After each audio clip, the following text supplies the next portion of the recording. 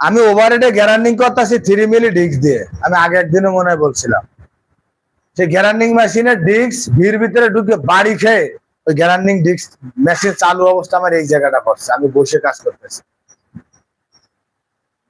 আল্লাহর রহমত যে ওই পড়ার আগের দিন আমি একটা নতুন জিন্সের জামা কিনছিলাম, জিন্সের জামাটা ছিল একটু ঢুল্লা। তো আমি কিনবো কি কিনবো না মানে কনফিউশনের ভিতরে ছিলাম যে এত ঢুল্লা জামা, তা ওইটাই ছিল মনে আমার ওসিলা।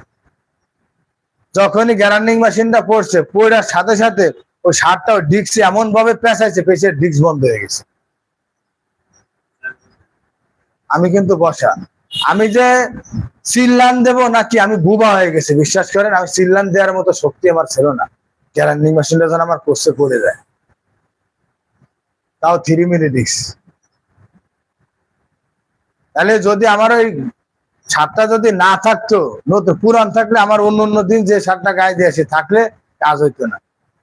ওটা ছিল এই পর্যন্ত, ওটা ছিল ঢুল্লা।